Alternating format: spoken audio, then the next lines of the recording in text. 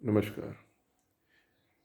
Iran Israel लड़ाई के दौरान यूपीए सरकार के दौरान जो ऑयल बॉन्ड्स जारी किए गए थे उनको भी आपने समझना चाहिए, क्योंकि ये जो ऑयल बॉन्ड्स हैं, ये जो ऑयल की जो पॉलिटिक्स है, डोमेस्टिक पॉलिटिक्स है, उसने लोगों का बहुत नुकसान किया और लोगों को मिस इन्फॉर्म करके एक ऐसी पिक्चर बनाई गई है जिसमें कि लोग आज क्रूड ऑयल की जो हमारे लिए महत्व है उसको नहीं समझ पा रहे।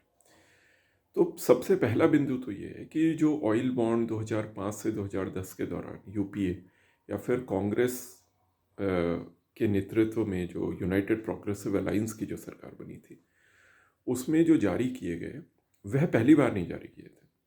2002 में अटल बिहारी वाजपेयी सरकार ने भी ऑयल बॉन्ड्स जारी किए थे।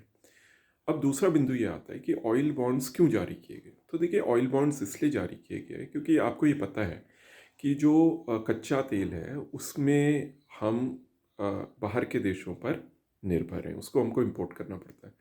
हर साल हमारा जो बहुत बड़ा पैसा है वह कच्चे तेल को आयात करने में लग जाता है।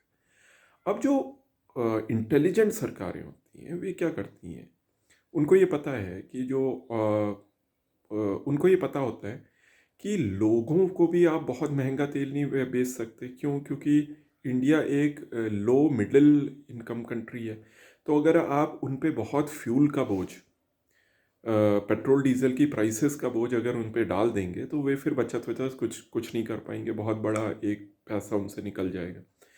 तो लोगों को जो कच्चे तेल की जो कीमतों में बढ़त रहती है उससे बचाने के लिए होशियार सरकारें क्या करती हैं, वे जो कंपनीज होती हैं, जो ऑयल कंपनीज हैं, उनको वो कंपनसेट करती हैं। क्यों? क्योंकि वे मार्केट रेट से नीचे ऑयल बेचने के लिए सरकार उनको मजबूर करती हैं।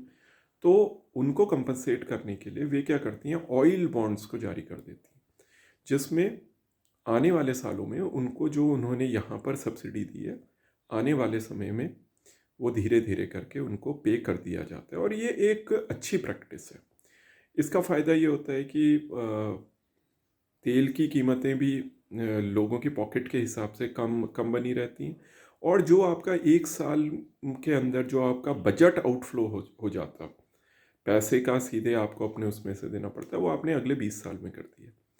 तो ये एक बहुत महत्वपूर्ण बिंदु है, क्योंकि ये जो ऑयल बॉन्ड्स के मामले में जो मिस इन्फॉर्मेशन है, इसको लोगों को समझना चाहिए।